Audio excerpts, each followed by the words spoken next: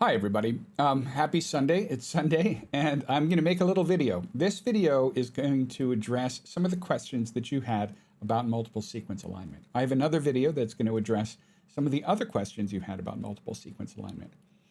I try to take your questions seriously. I try to take your feedback seriously. And so this is my attempt to address one of those questions, one of those areas of confusion from your feedback.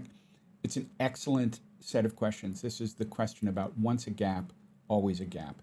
I tried to address this a little bit uh, in the in the practical and in the lecture last week, but I want to address it a little more formally. I'll also modify the slides a little bit in this along with this short video. So let's get started. So this is, I'm going to use the same slides that I used, but I have a few slides inserted into this. This is, the idea is implemented in Clustal, in all the Clustal algorithms. So that's the portion of this slide deck that I'm going to use. So if you recall, in the progressive alignment algorithm, so this is Higgins and Sharp and Higgins-Thompson et al. Higgins and Sharp 1988 is the first. The Thompson et al. Is the more, it describes the algorithm in somewhat more detail. So they start by creating a distance matrix. That distance matrix is based on pairwise Needleman-Wunsch, or as you have seen in the Clustal tools, you can also kind of do a faster method based on a distance matrix based on just like k-mers, short sequences that are identical and found in multiple sequences. Anyway, you get a distance matrix. From that distance matrix, and only that distance matrix, we no longer use the sequences. We create a guide tree using the distances. And from the guide tree then guides us and tells us where or in what order we can add sequences to the MSA in order to ultimately create our final multiple sequence alignment. Now, as we're going through this, of course, we need the similarity scores for the guide tree, and those similarity scores can come from full Needleman-Wunsch pairwise alignment, or they can come from some sort of faster method, which might be more applicable if there are, say, a very large number of sequences. Then you get the guide tree, and we can start, say, here, or we can start here, or we can start here. In some sense, it doesn't matter where we start, so long as we start in with a pair that is that can have no earlier start, right? So if we start, say, at the A gamma, G gamma, that works because those must be joined before they're joined with anything else. If we start with alpha 1 and alpha 2, those must be joined before anything else is joined. But we can't start with, say, cytoglobin and hemoglobin mu, because ultimately in the guide tree, those would need to be, cytoglobin and myoglobin would need to be joined first and then joined to neuroglobin before any of the other ones get joined. So the guide tree is used to determine the order of events. Now, once we start doing it, in this case, I went strictly from right to left. So the ones that are closest here are the ones that get done first, and then the next closest, and so on. And we start always with a pair, and then in this case, we also have another pair and another pair, and then eventually, here, only in step 4, are we adding a pair of sequences to a single sequence. Okay, so that happens multiple times, and sometimes we might add pairs against pairs. That's why this is considered pairwise alignment. So eventually, we start switching to profiles. In fact, the first case where we switch to something resembling a profile is here, where we have a pair of sequences aligned with a single sequence. Now, we can see the multiple alignment. I'm not going to belabor this point because we covered that, and this is not one of the points of confusion.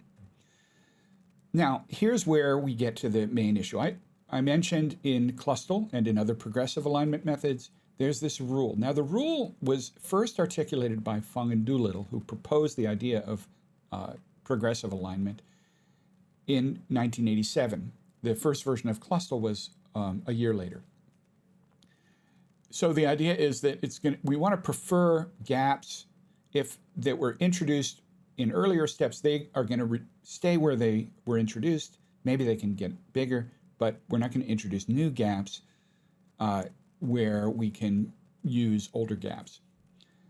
The idea here is that when we're using the guide tree, the closely related sequences should guide how the later sequences get added. And so if the closely related sequences introduce a gap, then that should be meaningful for the later additions. As I mentioned, there are adjustments during stage 3, different scoring matrices, various types of downweighting, and so on. I will stick with just the first major section here, okay? The key thing in progressive alignment is that we never look back and reconsider the choices that we made. Okay, so that part I think was pretty clear. Okay, now this is new. So what do we mean by once a gap, always a gap? What I'm going to consider here is aligning 4 sequences in a multiple sequence alignment. And say the first 2 sequences that we align, A and B, and here I'm just showing 4 letters of A and B. We're going to merge, we're going to merge A and B. And in this case, the alignment is going to put a gap after the M in sequence A to align the K and the T with sequence B. So we have here a gap on A relative to B. Now that's a column in our multiple sequence alignment. Okay, that's now, and the AB alignment, we can consider that a form of a profile. When we align the next sequence to it, we take the A and B and we consider that a profile, and now we're going to align sequence C to it, and if the sequence C is MATT, it winds up, it's different here at this position T, but we still are able to align it, and it's going to align here with the A here, and so we're going to align basically the sequence C to the AB profile. Now we haven't got exactly how to do that, but we haven't changed. We're not going to change ever these two, or this one column, the column 2, in relation to A and sequences A and B. We never change that. So we're going to add sequence this next sequence. Now suppose we have a fourth sequence D. We have that 4th sequence, and this one has, I'm only showing those 2 letters, so maybe it's got other letters outside of this, but this is just a portion of the sequence. We see here an M followed by a T, and this winds up getting aligned here so that it actually extends this existing gap. Now the gap appears at this one position in the 2, in this one here, and we're able to make it a little bit longer. So it's going to, maybe the gap gets wider to accommodate D, or to fit, in this case, it's a gap within D, but it's not going to shift its position in order to accommodate D. That's the kind of the goal. We want this kind of thing to occur. Now, how does it actually happen? I've tried a few ways of thinking about this and visualizing it. So we're going to start here with this. Maybe the larger question is, what are we doing here when we have a profile? How do we align this profile, these 2 sequences, with the 1, and how do we still call that pairwise alignment? So in that case, if we're not even worried about gaps, we're just saying, okay, we have a profile. So suppose this along the top here, we have, we're calling these profile columns. This is a dynamic programming matrix, but instead of sequence A against sequence B, it's the profile AB. So it's the pair of sequences here, AB, against now the 3rd sequence, we're adding sequence C. So in this dynamic programming matrix, we can still use pairwise alignment. In the first step, we just say AB. Now we have the AB profile. And in the second step, we want to align the AB profile, represented here across these columns, to sequence C. So we're going to align the characters from C against the positions here. We call them P sub I, so they're going to count for this profile here. So this is going to be that profile, and each one of those is a position, is a column in that profile, using just ordinary dynamic programming. But the substitution score that we're going to get here, so if we're considering the substitution score here, C sub I, P sub j. So a position in our profile against a position in our sequence, we're actually going to sum the scores that we would get for the individual amino acids. So this would be, in this case, the one amino acid versus the other, and here we'd have like 2. Now, I said in the practical that one way to think about this is that you can think of the substitution as being like an additional letter. Okay, so and in some sense that's true. So we could, for example, add an additional letter here for the gap. We could add an additional letter here and consider that, and then say we now have, the possibility of aligning the gap with as a new letter and treat that as a gap. What is actually done is not quite that. What is actually done, it'll have largely the same effect, but it's not quite that. What's actually done when we start dealing with gaps, so this is without gaps, when we actually do it with gaps, so suppose now our profile here has a gap at position 3. So now the red column represents where we have to consider a gap. And I'm going to get rid of my face so that we have room here, okay? So we have a pre-existing gap. So that might be what we already saw in the AB profile, where there's one of the sequences does not have a gap and the other has a gap, so the position has a gap. What's actually done is we say, okay, there's a fraction that's a gap. So if we only have 2 sequences and that one position has a gap at that alignment, the fraction is 50%, 0.5. If there were 3 sequences and 2 of them have a gap, then the fraction is 2/3, 0.667. So that's our fraction of the gap. And what we're going to do is for matches, so we're not going to add, in practice, what happens is we don't actually add a gap character. It's going to wind up having a fairly similar effect. But what I described for adding a gap character only works for linear gap penalties and not so well for affine gap penalties that are more commonly used. Anyway, this is what actually happens, okay? So if you look at this part here in the inside of this is our gap penalty. It's basically just what it was here, right? This is P sub j, basically our profile for that amino acid, times and for that position and the score for that, and we basically sum those up over the multiple amino acids. If it's not a gap, now if there is a gap, we do the same thing, but we're now gonna, but only for the 20 amino acids, so one of the amino acids that we have, and then we're going to downweight it. We're going to basically multiply the whole score by basically the fraction that is not a gap, so 1 minus the fraction that is a gap. And that's going to be our possible score for any particular alignment. So what we're going to do is reduce the benefit of substitution of providing a match or a mismatch because we've previously inserted gaps. We're going to reduce that positive benefit.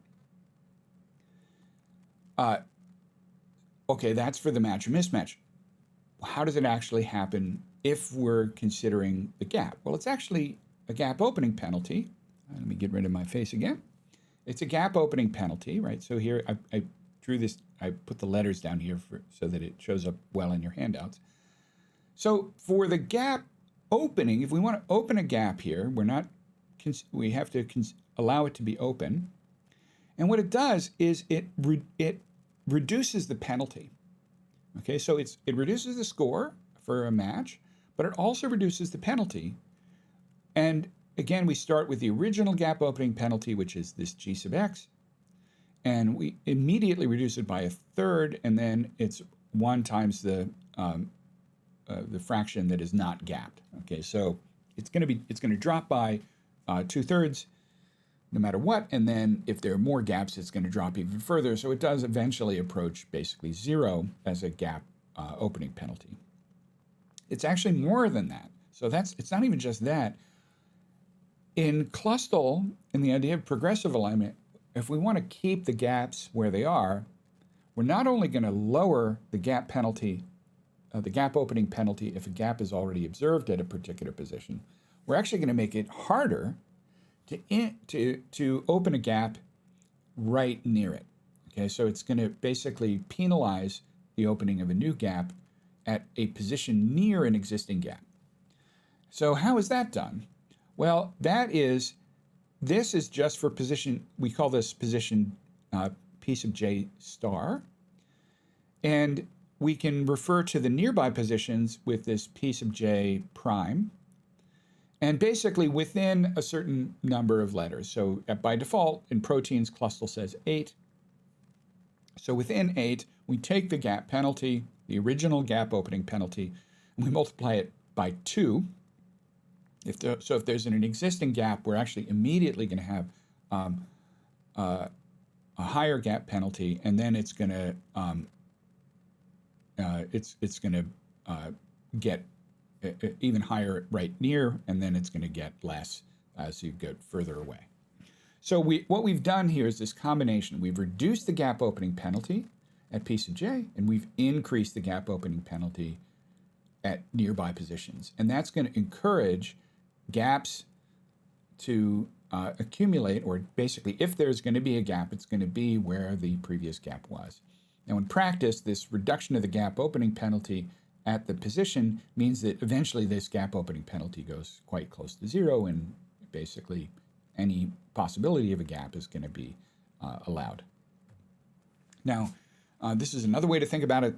So we have here basically our match, and we have, say, a gap. We want to open it. We basically can open it with this reduced gap penalty, and we can open it. So it can either be, say, opening it on the profile or opening it on the sequence. Basically, that would be a gap on the column or a gap on the row.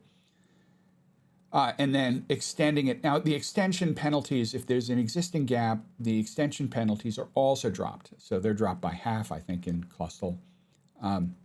So yeah, that's kind of how it happens. Now, so that's the basic idea. That's the once a gap, always a gap idea. Now, I want to put some caveats here. There's a reason I didn't go through it in this detail. One, it's hard to explain. But I realized that actually kind of giving you a more of a very high-level, almost hand-wavy description, which is what I did in the class, that's not very satisfying. That's why you had all those questions. So, but in reality, I want you to be aware that actually different progressive alignment methods use different sorts of scoring ideas to maintain the principle. So the principle was introduced in Fung and Doolittle in 1987. The implementation that I've just described is kind of a simplified version of what's done in Clustal W, and that's described in Higgins-Thompson et al. 1996. When I say simplified, I really do mean simplified because they did some additional things. They included position-specific gap penalties or position-specific gap and substitution penalties or gap penalties and other specific aspects of implementation, and they make it even more complicated. But I think this is complicated enough. So hopefully this addresses some of your questions about that issue, about that idea. When you have a gap, why is it that a gap in a multiple sequence alignment, why do we say once a gap, always a gap? It comes from this Fung and Doolittle paper in 1987. It was implemented in Clustal in 1988, and it was implemented along the lines that I described with a few more complications in those slides. Okay, so hopefully, I hope that addresses some of your questions. They're great questions, so keep them coming. This helps me teach. I'm hopeful that it also helps you in your learning. Yeah, that's it. I'll see you all in class.